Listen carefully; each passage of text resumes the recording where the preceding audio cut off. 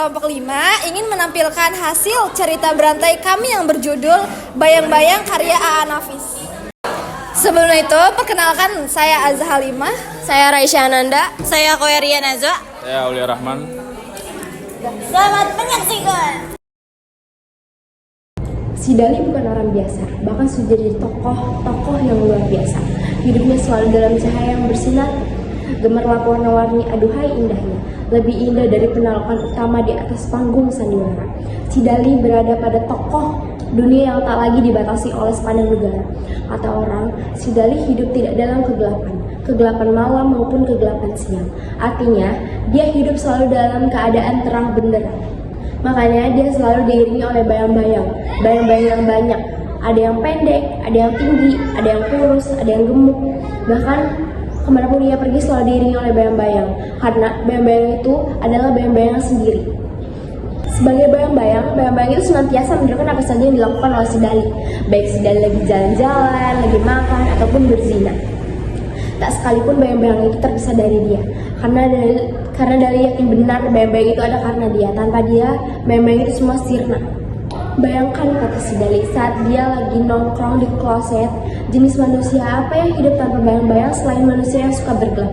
Dali juga membiarkan bayang-bayang itu menirukan amat persis yang dilakukan oleh si Dali, karena peniruan itu tidak merugikan.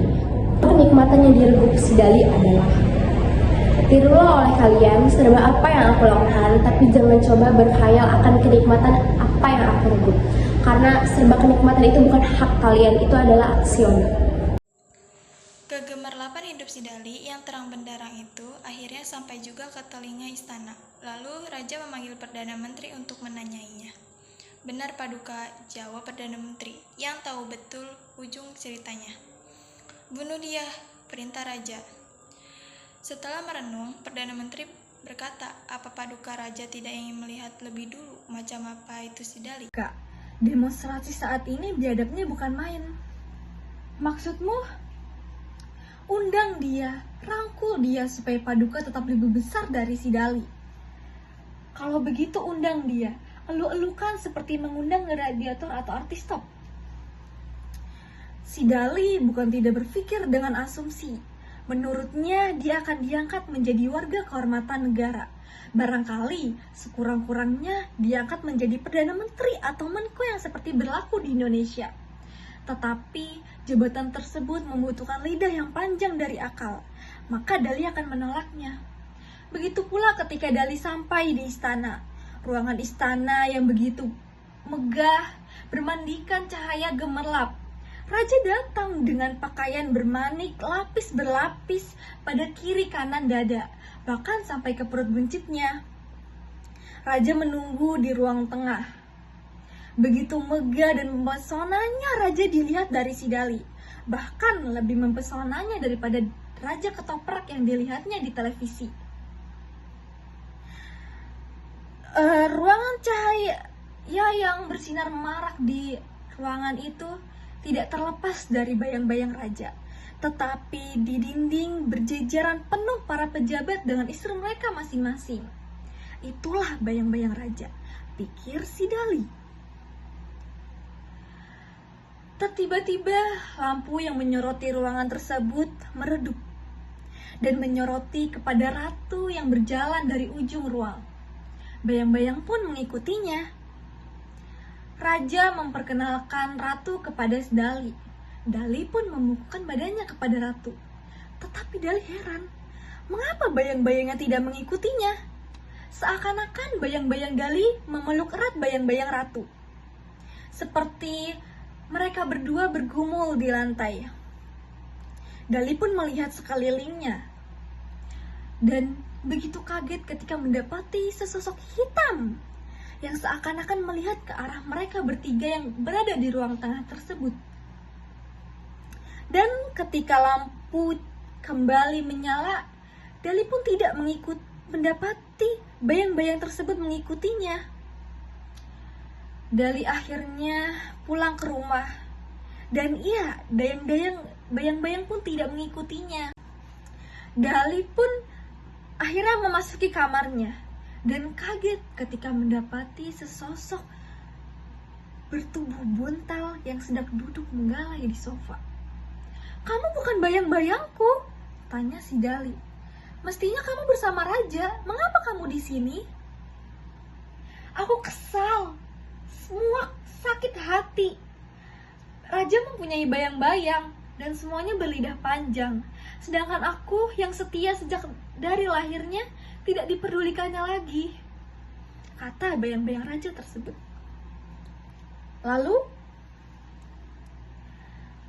ketika aku melihat bayang-bayangmu tidak mengikutimu, sehingga kamu kehilangan bayang-bayang kamu sendiri, aku pikir lebih baik aku mengikutimu.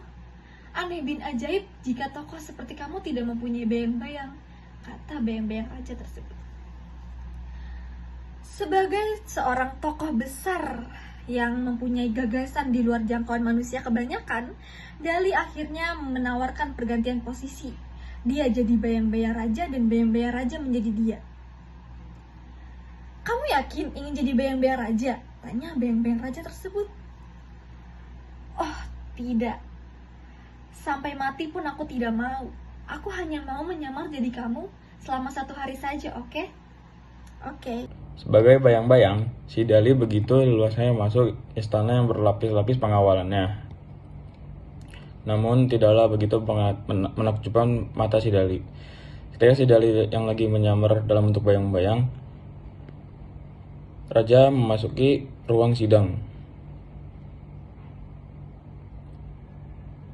yang dipimpin oleh Perdana Menteri. Persis di waktu Perdana Menteri sedang berkata, "Nah, tuan-tuan sudah tahu macam apa tokoh yang bernama si Dali. Dia keramping seperti Nasyar, selebor seperti Avanti, matanya melotot seperti siapa ya?" Sejenak dia terdiam ketika diucapkan. Selanjutnya katakan lagi, "Ya, seperti Picasso. Bila mengambil contoh maka pelukis." Dia jadi tokoh karena sangat sering dipublikasi oleh pers dan televisi. Pidato atau khotbah yang diucapkannya sering dikutip. Puisinya dinyanyikan dalam berbagai pertunjukan sastra dan musik. Dia tidak akan menjadi apa-apa kalau tidak ada pers dan televisi. Makanya tidak bisa dibandingkan dengan raja. Raja tetap jadi raja meski tidak ada publikasi, kata seorang menteri. Baiknya, larang saja pers dan televisi mempublikasikannya. Usul menteri yang lain. Larang-larang itu sudah kuno. Tidak cocok dengan semangat reformasi, kata Perdana Menteri pula. Kalau begitu imbangi dengan banyak-banyak publikasikan raja. Usul yang lain menyusul. Sekali lagi, saya peringatkan, pakailah bahasa yang baik dan benar ke alamat raja. Raja tidak makan tetapi santap, tidak tidur tetapi beradu, tidak sakit tapi gering, tidak minum tapi dahar. Tidak berbaju tapi apa ya, kata Perdana Menteri dengan sedikit keras. Kalau begitu, raja tidak akan pernah mati ya, bisik seorang menteri kepada rekannya di sebelah kiri. Memang, tapi wafat, jawab yang ditanya. Untuk hal yang sakral ataupun dipandang sakral, perlu menggunakan bahasa kuno, seperti kebiasaan orang Indonesia yang memakai bahasa Sanskerta yang kuno untuk menamakan bangunan baru yang disakralkan, kata menteri yang duduk di kanan menyela. Tapi sebagian lain hatinya demikian risau. Dia yang melihat dirinya dipakai orang lain, tak obahnya seperti lusuh, baju yang dipakai oleh bukan pemiliknya sendiri. Sampai dia ragu sejenak, apa memang itu si Dali, sosok yang paling populer pada masa itu. "Hai Dali, kemana saja kamu? Berhari-hari aku telah mencarimu," pada dirinya yang disenang oleh bayang-bayang raja itu. Aku mencoba menikmati hidup di dunia nyata. Kukira meski aku palsu, akan lebih baik daripada bayang-bayang. Ternyata tidak satu pun nikmat yang aku dapat. Lalu, aku yakin bahwa aku hanya sekedar bayang-bayang, tidak mungkin bisa hidup seperti manusia yang utuh. Lalu, aku mencarimu untuk bertukar tempat kembali agar aku bisa hidup menurut kodratku sendiri. Berhari-hari aku telah mencarimu. Kemana saja kamu? Aku juga mencarimu agar aku bisa kembali ke duniaku sendiri. Terlambat. Raja sudah wafat, dikubur atau di neraka, raja tidak memerlukan bayang-bayang. Lalu bagaimana aku dengan Bagaimana aku kembali ke jati diriku? Sebagaimana kamu kembali ke jati dirimu? Akan jadi apa aku dengan tubuhmu? Tidak akan jadi apa-apa, kau tahu? Kata bayang-bayang raja yang memakai jasa si Dali, terasa mengenaskan suaranya. Ayo kita berganti jati diri kita sendiri lagi, kata si Dali. Aku mau, tapi tidak mungkin aku kembali jadi bayang-bayang raja karena raja sudah wafat. Artinya, tidak mungkin itu. Sebagai si Dali, kau telah kehilangan bayang-bayangmu sendiri. Bayang-bayangmu tak akan kuperoleh lagi karena dia lebih suka hidup di istana. Maksudmu? Ya, setiap bayang-bayang berbakat demikian. Aku tidak memerlukan bayang-bayang, aku hanya perlu diriku sendiri. Lawan si Dali sambil menggelengkan kepala. Kau tidak berarti apa-apa tanpa bayang-bayang, kata bayang-bayang raja itu. Lalu sekarang ini aku jadi apa? Kata bayang-bayang si Dali. Mendingan dari aku yang jadi manusia palsu, kata bayang-bayang yang jadi si Dali. Si Dali yang hidupnya penuh gemerlapan itu